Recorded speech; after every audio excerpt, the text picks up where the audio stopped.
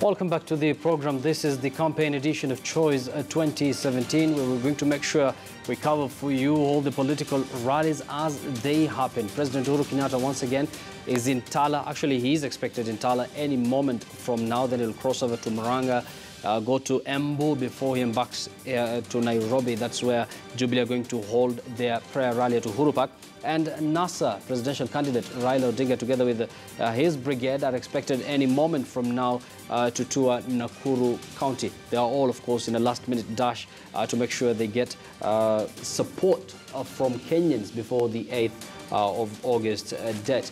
Now, let's switch gear to something that has everything to do with security. Of course, we do expect a press briefing by the Inspector General of Police. This is a political show, I know, but we have to talk about security because it's just 8 days to the general elections. And the political temperatures are slowly rising. And there's something that happened yesterday, an attack on the home of Deputy President William Ruto. And after more than 18 hours of siege, a lone gunman was shot dead this morning by security officers after a night of intense shootout. So let me just start with you, Awidi, once again. There's a lot of disconnect here. Initially, we got reports that there were several gunmen. Correct. And then it turned into a lone gunman. And then it turned to a man who had a machete. Actually, it began with a man who has a machete, and he goes to the first gate, stabs the guy or injures him with a machete, takes his gun. I don't know how he passed the second gate and got into the compound, into an incomplete building, and then we have a siege for 18 hours. You remember there was a policeman, I think, in the Soguta Valley who overran his own station. And by the time the Reke squad arrived from Nairobi, they just needed 1 hour before the whole thing was done. So this thing, for me, for my political angle, this is a stage-managed attack. The reason we will find out very soon, but this was a stage-managed attack, that wasn't possible for one man, not armed with a firearm, to overrun the deputy president home, guarded by well-trained GSU officers with, first of all, a security barrier, then 2 gates into the compound. And they passed all this, only brandishing a machete. That is not practical. We do and then there's also conflicting information that the guy was 1, then there were 2, then there were 4, then only 1 is there.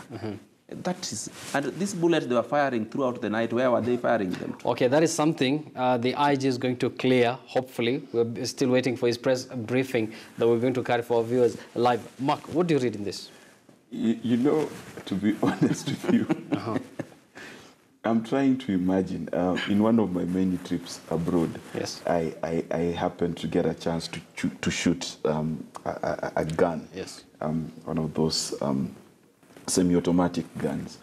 And I'm trying to imagine the distance it needs and the time it needs to cock the gun and be able to shoot. Now, the reality of the matter is the conflicting stories do not add up.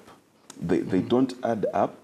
And this sounds to me a lot like Westgate, because Westgate also had conflicting. There were 20, there were 2, there were 1, there were 4. And therefore, I think as a nation, we just need to calm down and not read too much into this. Because if we read too much into this, depending on which side of the political divide you are, then you create a demon. Yes. I think for now, let's just leave it that, you know, a guy who acts in the Machete movie, let's assume that Mexican guy. So let's assume he jetted into Kenya, because he's the only one who could have pulled that off. Let's assume it's a movie. That's where we are. Once again, we do expect the Inspector General of Police, Joseph Boynet, any moment from now is going to address the media. And, of course, we're still speculating. We still don't know what the agenda is, but we do expect him to talk about, you know, that mysterious siege on Deputy President's home. Once again, we are in a political season. There are those who are saying that claims that are being made by NASA with regards to the KDF being involved in the elections is propaganda. And there are those in NASA now who are saying that, you've also rightfully said that, you know, this is something that has been stage managed. This NASA thing being propaganda was a possibility until the Department of Defense came and authenticated, this is our letter, this our instruction. But they said it was carried out of context. They're very clear on that. For me, I don't need to look at what they are telling me. I need to read the letter. Yes. And then I conclude for myself, this letter was meant to achieve this and this and that. So as far as I'm concerned, sitting here, first of all, I think NASA took that thing lightly. Because why would the army buy signal jammers? It means at one point or the other in time, they want to jam the GSM signal so that we don't have transmissions.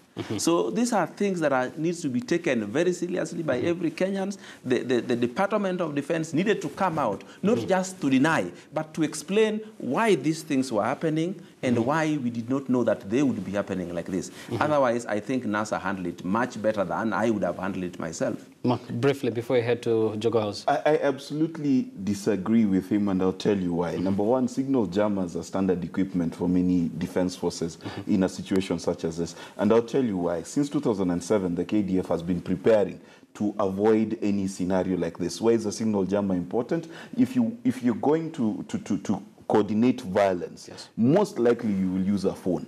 Okay, so what you do in a particular area when the KDF is going in there, it needs to have the equipment to jam signals. So we can read a lot into this, but to put it into context, the KDF is always building scenarios. They have a scenario for when Tanzania attacks us. Have a scenario even for if South Africa attacks us. That is their job. That is what generals and lieutenants and all these kinds of people sit down to do every day. So if you leak one of those documents, you'll be very shocked that we have a plan against South Sudan. That's how militaries work. Exactly. I think I need to help my friend here. You will react to that shortly, but for now, I believe our reporter Sophia Wanona is on standby at Jogoo House. That is where we do expect the Inspector General of Police, Joseph Boynet, to address the media any moment from now. A very good afternoon, Sophia. And what do we expect from the IG? Indeed, Yusuf, a very good afternoon to you. We are live at the Jogoo House, and the Inspector General of Police, Joseph Boynet, is expected here any moment from now. They've already brought the podium ahead of his arrival for this press briefing.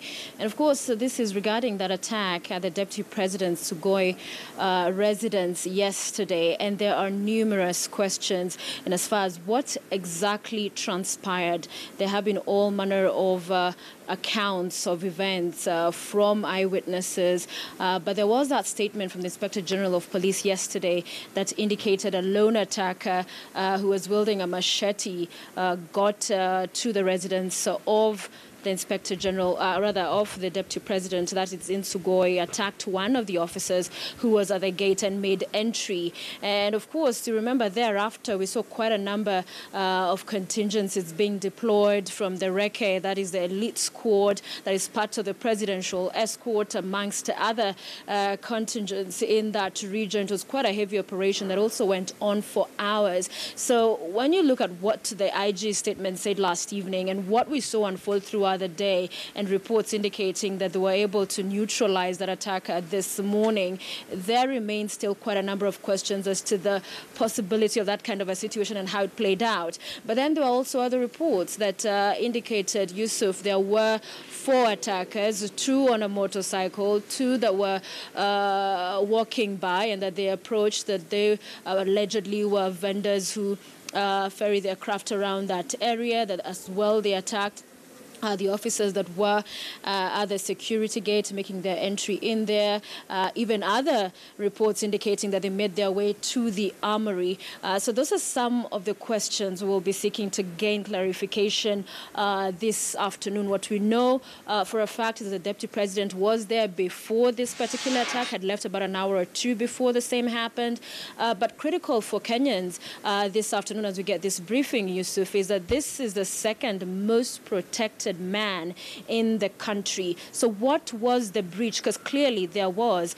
So who was this attacker or attackers? What was their intention? Are there any casualties? What also been able to ascertain in the past hour or so, looking at the verified account on Twitter of the Deputy President, he has tweeted out his condolences of one of the officers. So at least at this point, it appears one of the officers has lost his life, another is nursing injuries. But as far as more details and information as to what exactly happened yesterday, who is this or were these people, what were their intention, what has happened since, we will be hopefully getting those answers momentarily from the Inspector General of Police. But that is what we're looking to, because many concerns, and looking, of course, at social media, was that if this kind of a brazen, if you like, attack can take place at the Deputy President's home, what do ordinary Kenyans then have to speak of their security? So, Yusuf, we are on standby here at the Go House, and any moment when he comes, we'll be relaying the same live to you. Of their security. So, Yusuf, we are on standby.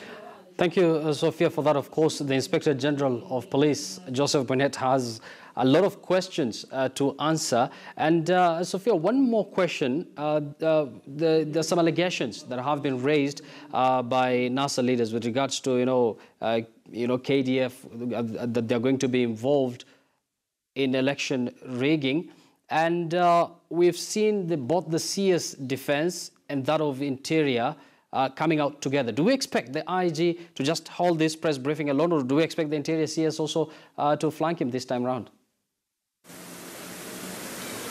At this particular point, Yusuf, the invite was from the Inspector General of Police, so we expect he will be here. As to other CSs, we'll have to wait and see. Of course, if he does not address the question of the involvement of the KDF, perhaps for us as journalists here, it would still be interesting to hear from him. Perhaps it's a question we will put to him, what kind of cooperation, if at all, is going on between officers, the police officers, alongside KDF, as we've now heard that they are putting plans in place as well to be able to secure the election.